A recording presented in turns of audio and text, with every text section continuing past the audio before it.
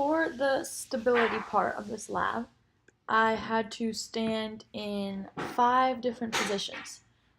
Each of them having me have my center of gravity at a different level. So the first one was this position where my legs are bent, they're wide, and my hands are out in front of me. This is a very stable position. The next position was a little less stable because my knees were closer together and my hands were on my knees instead of out in front of me. The positions continue to get less stable as my feet are only shoulder width apart and my hands are by my side. And this position, position D, is even less stable because I'm only balancing on one leg.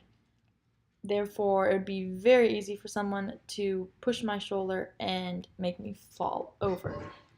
And the very last position, position E, was you standing on one foot, the other foot extended outwards with a straight knee. This is the absolute least stable position. So the most stable, as I said before, was when my legs were more than shoulder width apart, bent knees, and hands were out. So the conclusion I can draw towards the support and stability for the center of gravity is when your center of gravity is centered in your body, that is when you are completely stable. In this picture, my center of gravity is right in the middle. It's right here. So that makes me very stable. Whereas the last position, it is very unstable because my body is not balanced. It's not symmetrical on either side. One of my legs are out and my arms are by my side. So an example of an activity where I would want to be more stable is pretty much any sports. Basketball is a huge one and volleyball is too, because when you're playing basketball, it's a very contact game. So you don't want anybody to be pushing you around and just falling over.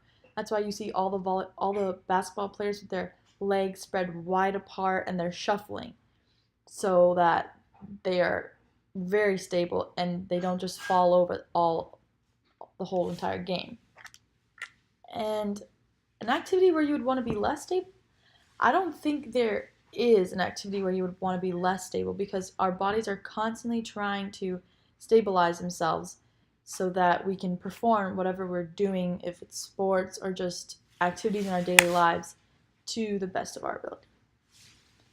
And stability is used to improve performance because the more your body is used to getting in the proper position to be stable, the more stable you get. And it's very evident in these pictures that I've shown how having your center of gravity centered in your body makes a drastic difference in your overall performance, whether it be in sports or just your daily activities in your life.